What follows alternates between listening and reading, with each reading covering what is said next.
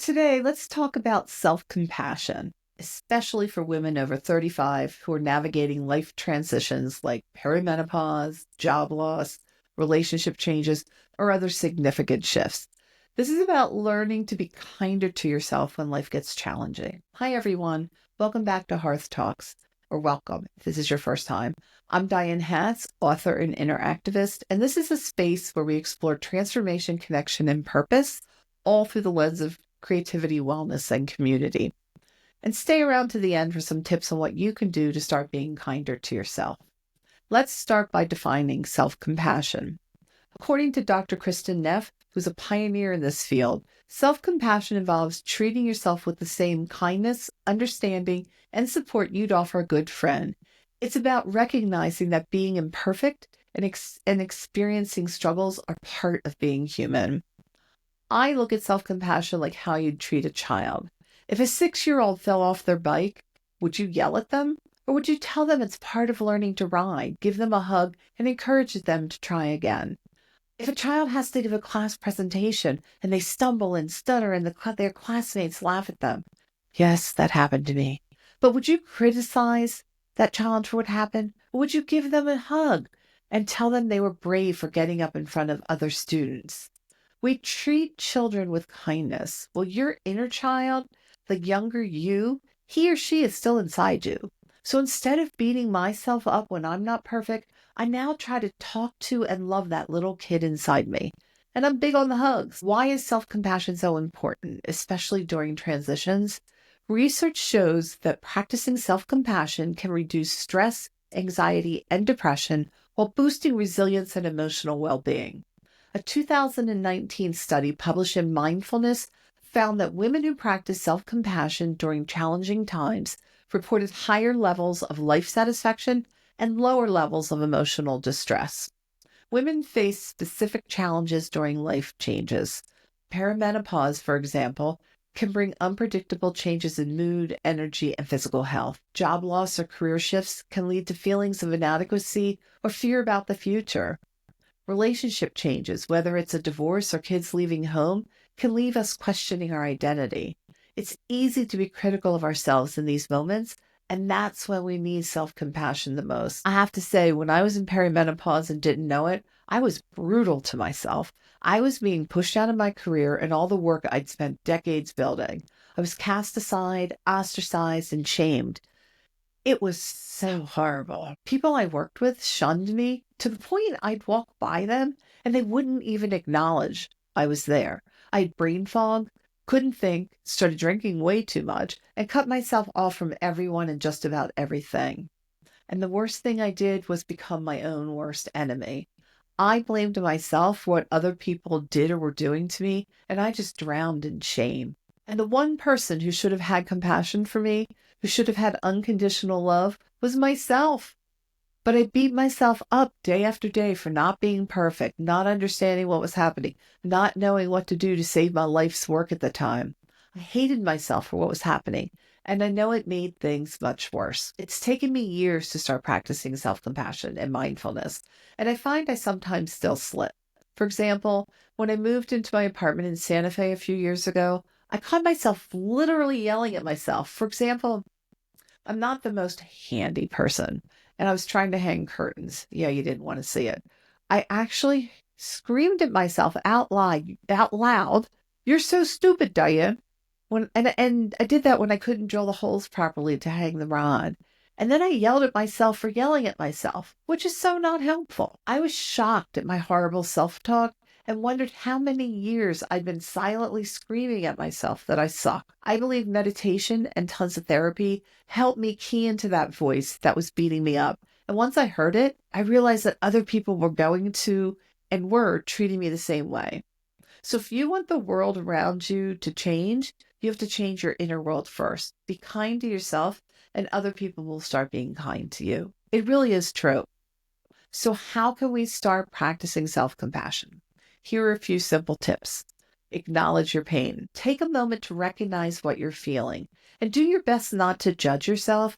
Say something like, "This is so hard right now," or "I'm struggling," and that's okay. Remind yourself that you're human and that no one is perfect. No one, no one.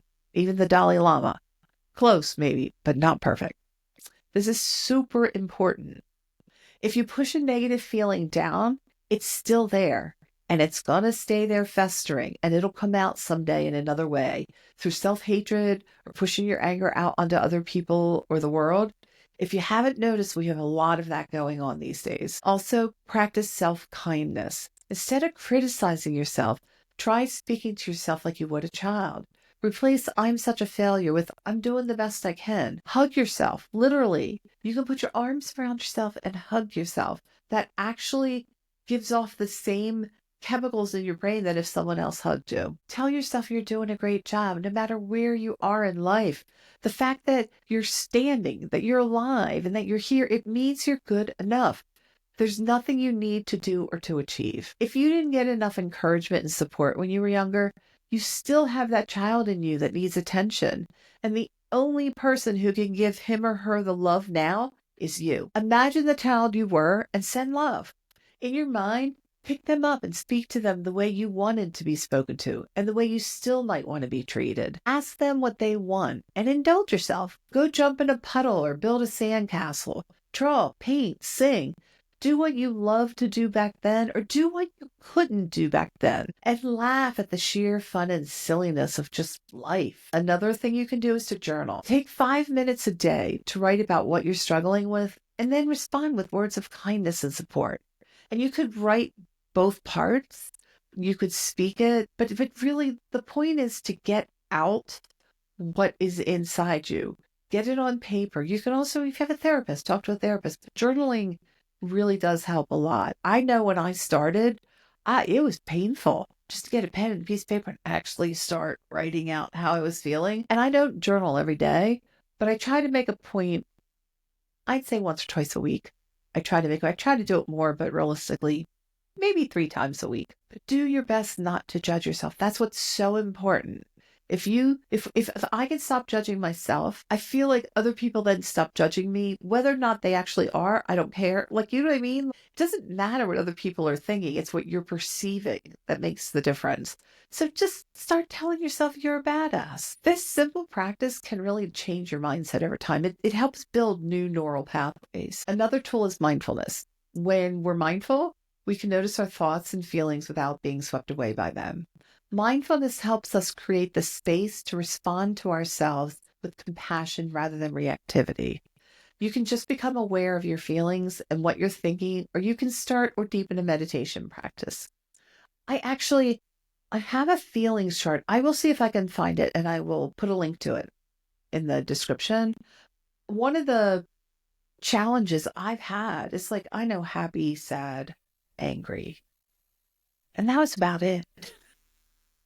So, there's a practice that a lot of people do where you get a chart of feelings, like words, and then you think, what am I feeling? You just look at it and you over time will be able to really get down into the subtleties.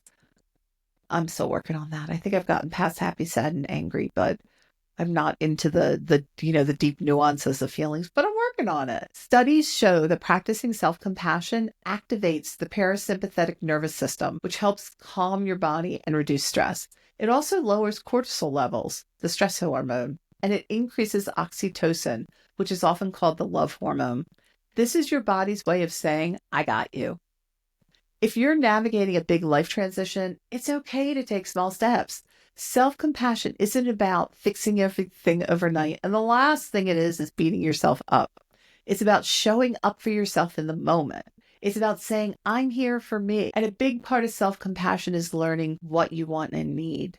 If you don't want to go to that party, politely decline. Tell the host you're under the weather and you won't be able to make it. It's not a lie. If you're not feeling good mentally, that's the same as physically not feeling good. If someone tries to make you feel bad or guilty for backing out, question if they're actually a friend. And this is, if you watch my videos, this is sort of a theme. I just think I've spent so much of my life looking for validation from other people. And there's this point you're like, is that person good for me or are they not good for me? And I think it's really important because especially now, you're 40, 50, Wherever you are, if you're in a transition, this is an opportunity to change everything in your life. Bring in good people, bring in love, and start with loving yourself. You have to take care of yourself first. It's true. We all have to put our own oxygen masks on first before we can help anyone else. So we need to learn self-love. We need to learn to have compassion for ourselves.